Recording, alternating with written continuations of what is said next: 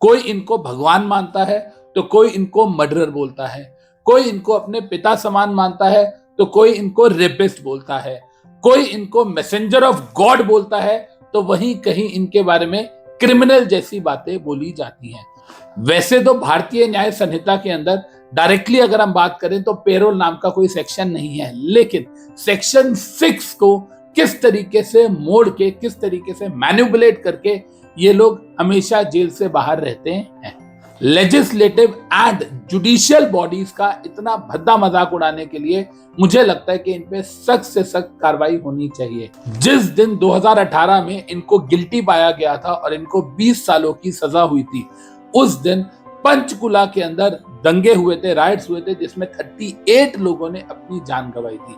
मुझे तो ऐसा लगता है कि ये लोग कसाब द टेररिस्ट से भी ज्यादा खतरनाक है हमारे देश के लिए। जी हाँ, ये वही बाबा है, so called self proclaimed god, जिन पे आश्रम नाम की वेब सीरीज बनी है। आई होप आश्रम तो आप सबने देखी होगी। जब विराट कोहली से लेके पूरी इंडियन क्रिकेट टीम इनके चरणों में पड़ती थी, तो फिर आम जनता का तो मूर्ख बनना जायज है। कोई इनको भगवान मानता है तो कोई इनको मर्डरर बोलता है, कोई इनको अपने पिता समान मानता है तो कोई इनको रेपिस्ट बोलता है, कोई इनको मैसेंजर ऑफ गॉड बोलता है तो वहीं कहीं इनके बारे में क्रिमिनल जैसी बातें बोली जाती हैं। जी हां, मैं बात कर रहा हूं राम रहीम सिंह इंसा की। क्यों बात कर रहा हूं?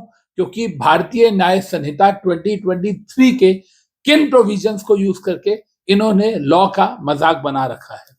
जी, 2018 के अंदर हम सब जानते हैं कि इनको 2 रेप केसेस के अंदर दोषी पाया गया था एंड इनको 10-10 सालों की सजा हुई थी। उसके बाद 1 साल बाद ही 2019 में इनको एक जर्नलिस्ट के मर्डर केस के अंदर भी गिल्टी पाया गया था और ये अपनी सजा जो है अभी काट रहे हैं। लेकिन क्या आप जानते हो पिछले 7 सालों में ये कितनी बार पेरोल पे बाहर आ चुके हैं? जी हाँ, जब भी किसी स्टेट में इलेक्शन होते हैं, फिर चाहे वो राजस्थान में इलेक्शन हो, चाहे वो पंजाब में हो, चाहे वो हरियाणा में हो, दिल्ली में हो, यूपी में हो, इन पांचों स्टेट्स के अंदर पंचायत लेवल से लेके एमपी लेवल तक जब भी इलेक्शन होते हैं, इनको हमेशा पेरोल पे छोड़ दिया जाता है। क्यों? क्योंकि ये वोट बैंक हैं।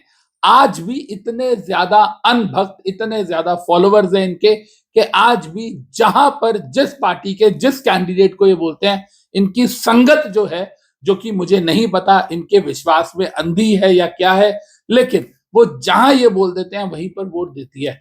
लेकिन हद तो तब पार हुई जब रिसेंटली इनको पेरोल मिला, और वो भी पता है क्यों? सिर्फ और सिर्फ जन्मदिन मनाने के लिए। Yes, you heard it right. अपने जन्मदिन पे इनको सत्संग करने के लिए जो पेरोल है वो मिल गया। हरियाणा की सोनारिया जेल के अंदर अपनी सजा काटते हुए ये 14 बार पेरोल पे बाहर आ चुके हैं। Yes, you heard it right, 14 times इन्होंने किसी ना किसी बहाने से जेल से बाहर आने की कोशिश की है। और सबसे बड़ी शर्मनाक बात यह है कि हमारे यहाँ पर जो स्टेट कोर्ट रूल्स है हरियाणा के और जो स्टेट गवर्नमेंट है, इन्होंने इस पेरोल को बार बार अनुमति दी है। फायदा ही क्या है ऐसे कानून का जिसमें अगर आप गिल्टी पाए भी जाते हो तो भी आपको 5 स्टार ट्रीटमेंट मिलता है। आप सोच के देखिए, जो क्राइम इन्होंने 1998 में किया, जिसका खुलासा सन 2000 में हुआ, जिसका फैसला 2018 में हुआ, और वो इंसान सजा के नाम पे पूरी लाइफ एंजॉय कर रहा है। कहने के लिए आप सोच के देखिए, वो इंसान जेल में है लेकिन उसको सारी एमिनिटीज एक 5 स्टार होटल से कम की नहीं मिल रही। क्या यही है हमारे देश का लीगल एंड जुडिशियरी सिस्टम? क्या इसीलिए हम लोग लॉ पढ़ते हैं? सोच के देखिए। जिस दिन 2018 में इनको गिल्टी पाया गया था और इनको 20 सालों की सजा हुई थी, उस दिन पंचकुला के अंदर दंगे हुए थे, राइट्स हुए थे, जिसमें 38 लोगों ने अपनी जान गंवाई थी। मुझे तो ऐसा लगता है कि ये लोग कसाब द टेररिस्ट से भी ज्यादा खतरनाक है हमारे देश के लिए। लेजिस्लेटिव एंड जुडिशियल बॉडीज का इतना भद्दा मजाक उड़ाने के लिए मुझे लगता है कि इन पे सख्त से सख्त कार्रवाई होनी चाहिए।